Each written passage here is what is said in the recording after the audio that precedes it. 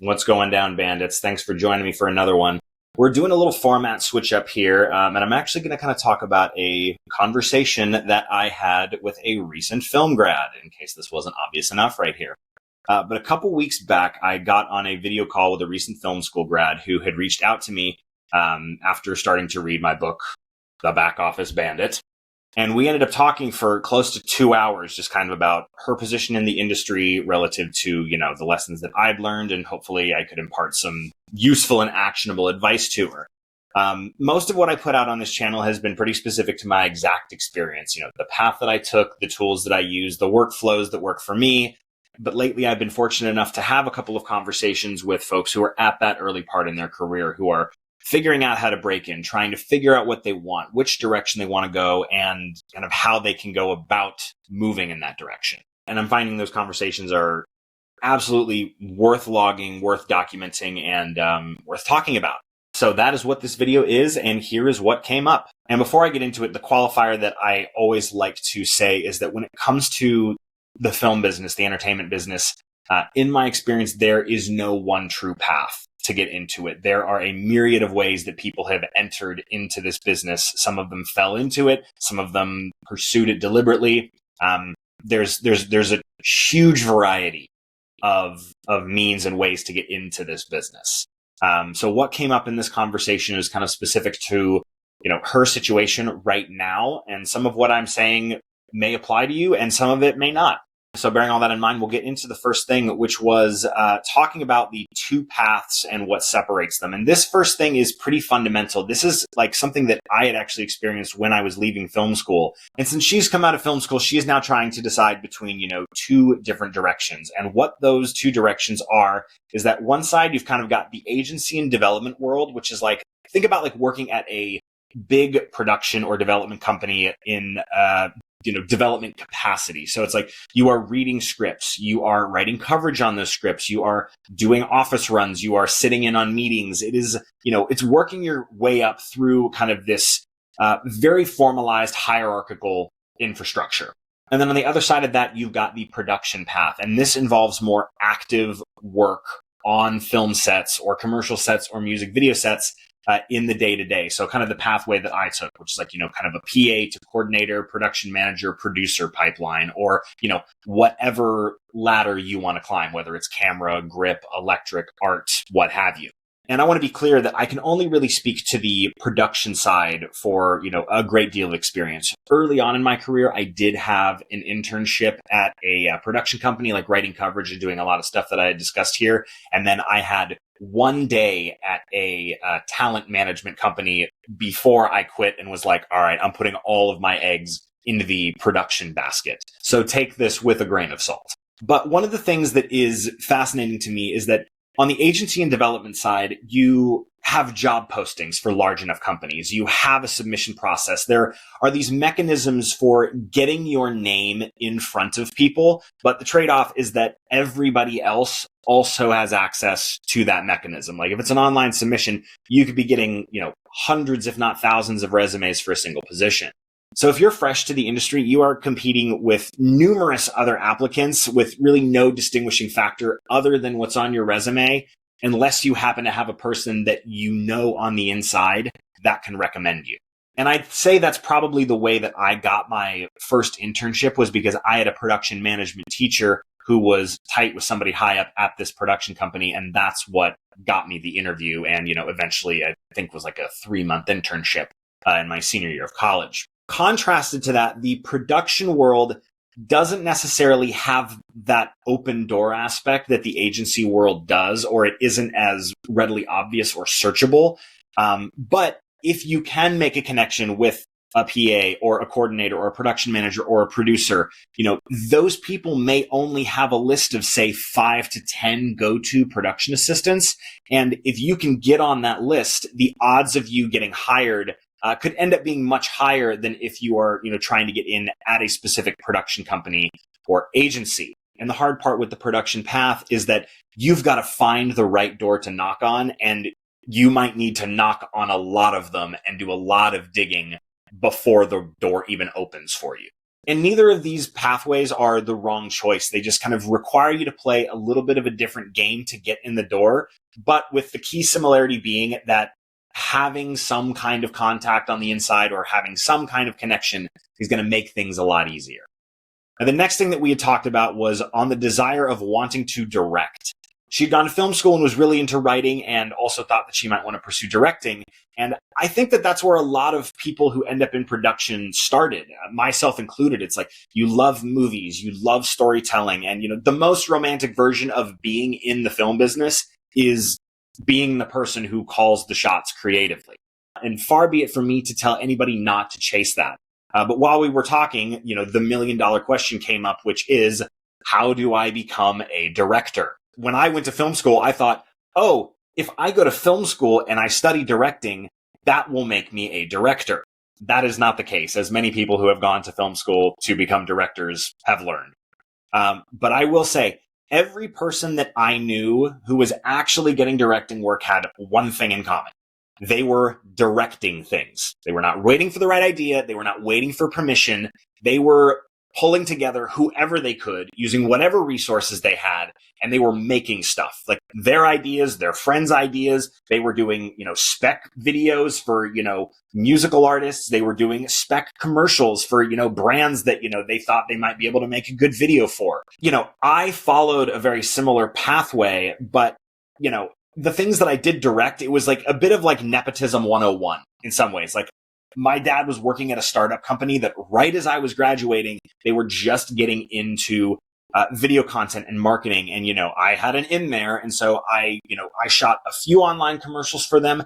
I shot some industrial trade videos, some interviews. And then I moved into producing. I had a director friend collaborate with me on like some company culture videos for them. But that was about the extent of it. It's like, as far as my commercial career went, it's like, they did well, for what the company needed, but I was hardly going out and proving myself as a director on my own terms. The stuff that I did for myself, it either paled in comparison to what I imagined it would be, or I would create it and then not post it because I feel like I didn't have permission. Like, probably the biggest instance for this was I had shot a spec music video for this artist that I really liked.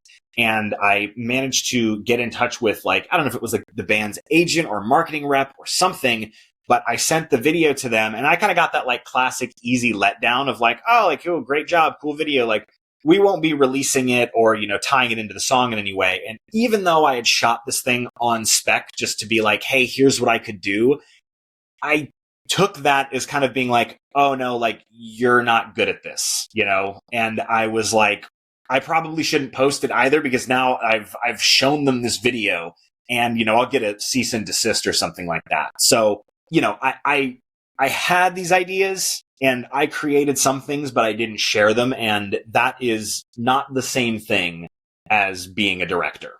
Being a director means you are directing visibly, consistently, and without waiting for somebody to tell you that it's good enough to exist. And before this sounds like I'm about to tell you guys that I completely gave up on my dreams or something like that, the thing that I came to start to realize at that period of time was that passion and talent aren't always the same thing.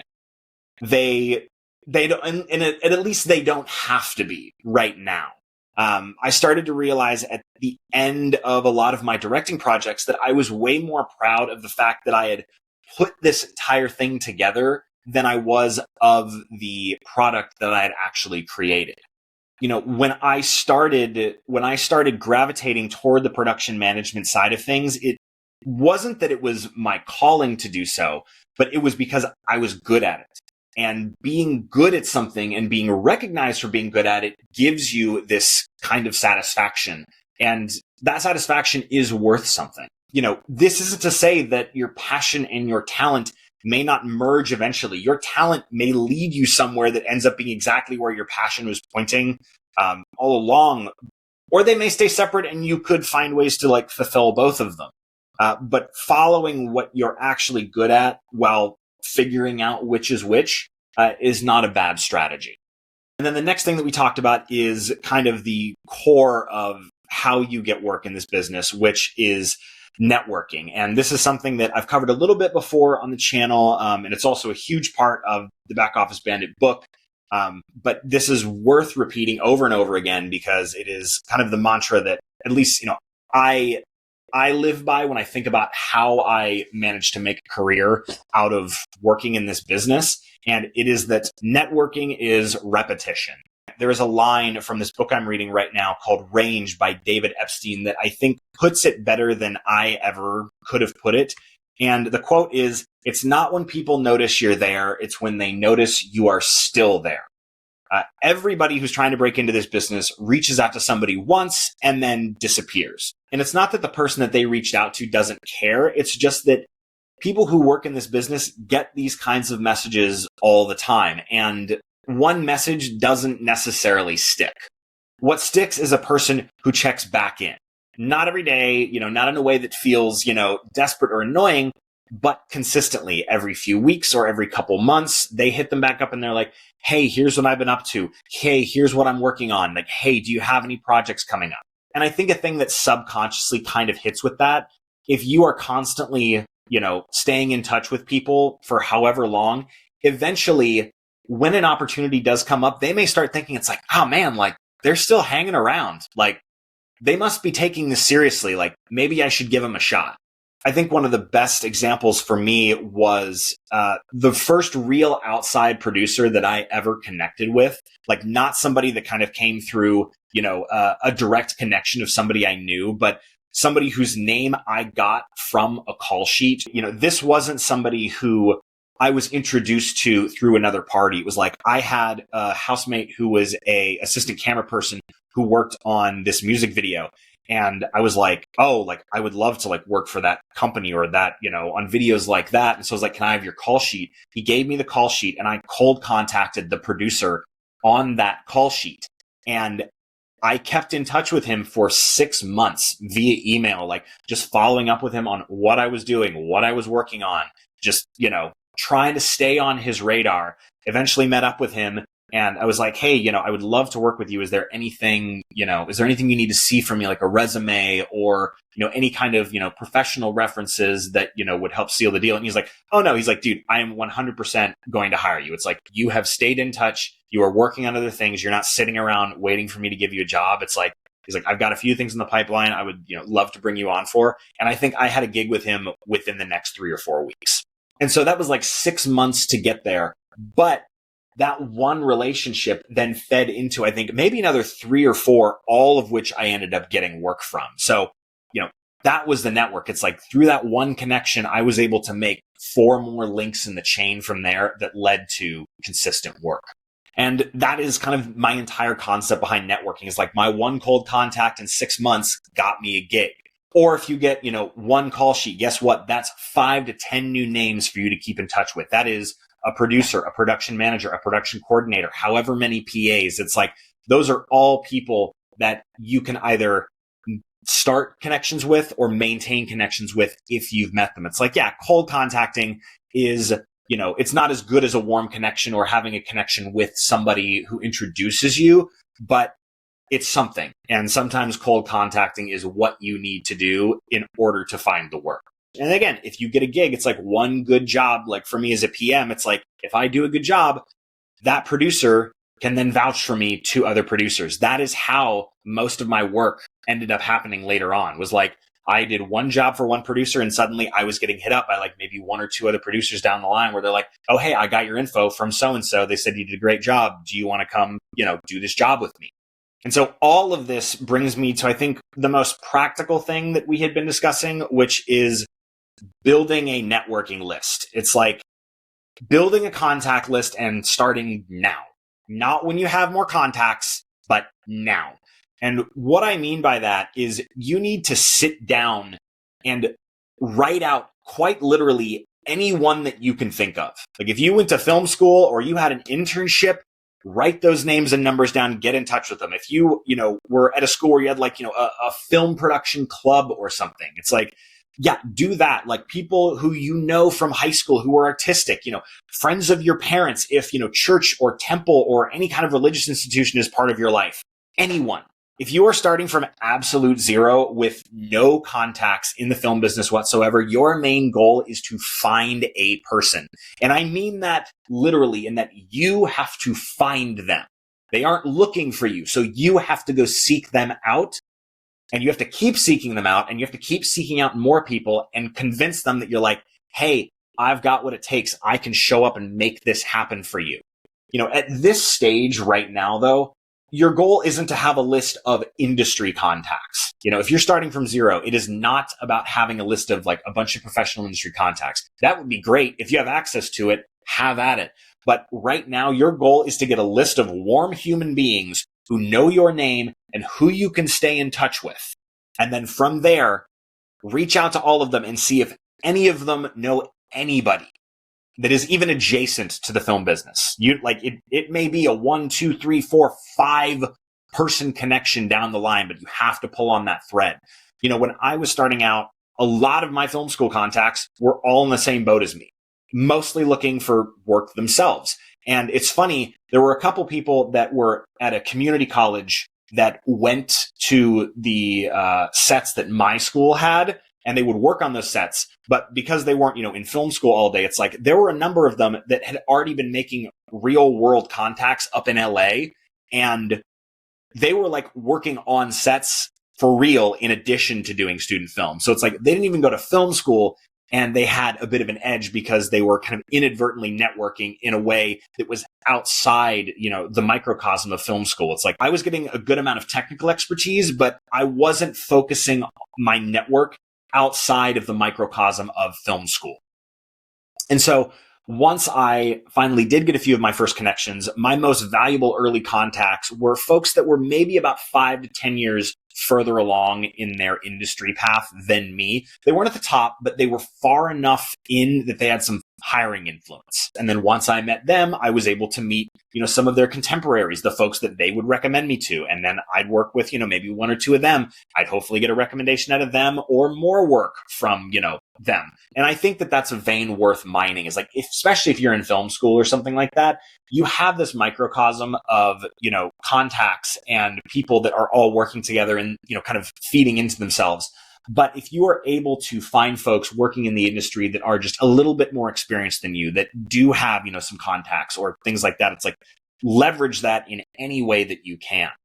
And then in terms of actually building a contact tracking list, I've got a video about that right up here. It is a very simple spreadsheet that I used kind of in the early years when I eventually got a system in place for actually tracking and staying in touch with people. So it's obviously got names, phone numbers, emails, notes on those people, but then it has kind of, a countdown date and a follow-up cadence tracker so that, you can start building the habit of putting your professional contacts on a list, reaching out to them, and then setting when you want to speak to them next so that you can kind of stay warm on their list. And so this encompassed most of the conversation that we had, but the one thing that I want to address, because I think this is a frustration that a lot of people have when they're starting out, myself included, is that you have conversations with people in the business, with people like me. They give you advice and you're thinking like, okay, like all that advice is great. You're talking about getting a job, but it's like, why didn't you just give me a job? Why don't I just give a job to those people? Which, when I was on the outside looking in and didn't really understand all the infrastructure, I felt that frustration myself. I get that. Being in the realm of work that I am now, commercial production and music video production especially is freelance and sporadic by nature. So as a result, there are not a lot of staff positions to offer. It's like the job exists when the job exists. It's like what I can do is know your name. What I can do is know production assistants' names. I can know coordinators' names. I can know sound people's names. I can know gaffers, key grips, camera operators, assistant cameramen. And when a job comes in and I need those positions filled, the people whose names I know that are reliable, that I've worked with a number of times before, I'll be calling them first. They are on my list. I have a consistent list of production assistants that I hire. And, the fact of the matter is like, it's a job. I need to bring on experienced PAs. So I can't bring on 5 new upstart PAs on every job. But when my staffing allows it, I do try and bring on someone new to each job so that, they can learn, they can kind of come up, they can meet some folks. And there's a ton of roles out there like mine, right? There's plenty of production managers, producers, production coordinators out there that have this kind of hiring influence. And there's plenty of PAs out there who, again, when they need to, recommend other PAs, or if they need to replace themselves on jobs, they are recommending all the other PAs that they know. But at the very beginning, it is very much a numbers game and a matter of right place, right time. This is why I encourage folks to be consistent about following up diligently, because every time you follow up with someone that you know who's in the business, there is the opportunity that it will be the right place and the right time, because it is so dynamic. Like, this isn't just a one-shot deal of a business. You keep going back to the same people over and over again. That is how this works. And I say right place, right time, which makes it sound like this entire business is predicated on luck. But the thing that you will find about building a big enough network is that the right place, right time eventually will stop feeling like luck. When enough people know you and enough people trust you, and you are in their top 3, top 5, top 10 people to call, those moments will start happening more frequently. They will start even overlapping. And what starts out feeling kind of like a random stroke of luck begins to feel like a pattern. And that is not magic by any stretch of the imagination. That is just what a deep and expansive enough network does once you've established it. As I said at the beginning, as I've said in the book, as I've said in the past, and as I will continue to say into the future, there is no one true path. But a few things seem to show up regardless of which path you take. So build an exhaustive contact list and stay in touch with them once you've reached out. If you are a creator, make things and put them out there, no matter how small they are. It is about building that muscle. It is about training yourself to create consistently, and follow what you are good at while you try to figure out the rest.